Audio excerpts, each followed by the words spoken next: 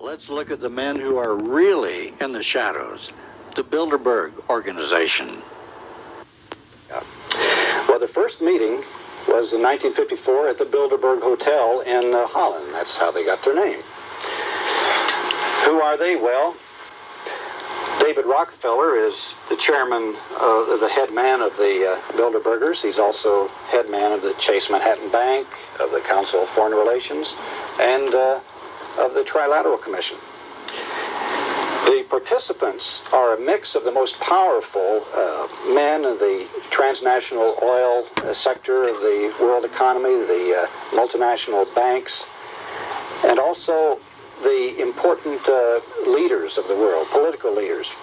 And this is supplemented by key congressmen, military leaders, representatives from the intelligence and police organizations like CIA and Interpol, the elite foundations, members of the mass media, and the Rockefeller think tanks and the elite universities.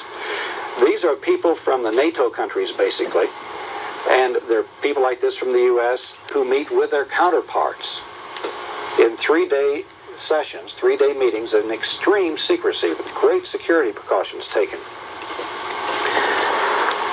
Now, I say since 1954 this has been going on, and nothing has been in the television about it. Very, very little has been in any of the newspapers. Now, the right wing has been screaming about it constantly.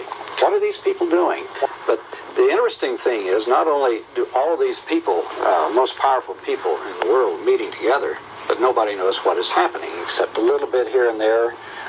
We can find out they do discuss working papers of various sorts, like the decline of American power, or what to do about the American dollar, things like this. But basically we don't know. But there are a lot of very impressive facts about this. One is that several men who were invited to attend the Bilderberg meetings later became the number one or number two men in their government of their respective countries, like Gerald Ford, Helmut Schmidt, Nelson Rockefeller, Harold Wilson, Edward Heath, and Walter Mondale. In addition to that, there are a lot of people who used to be powerful in the government who still meet with the Bilderbergers. And so you find a continuation of people. For instance, Dean Acheson, Dean Rusk, Henry Kissinger, Zbigniew Brzezinski. All of these people, Republican or Democratic administrations, it doesn't make any difference. They're all there with the Bilderberger, the organization. This is what might be called a capitalist cartel, basically. And these meetings are held in great secrecy, as I said. They have roadblocks, bulletproof cars. They had one meeting on an island. Before they had the meeting, they moved everybody off the island. They had another one in another meeting in a hotel where they moved everybody out of the hotel, brought in all new staff, and after having security checks on the new staff, they wouldn't let them leave the hotel for the 3 days of the meeting.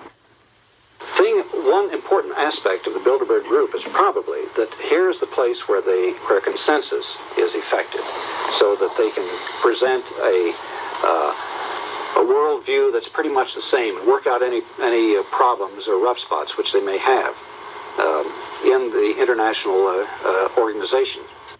President Roosevelt knew how power was wielded. In politics, nothing happens by accident.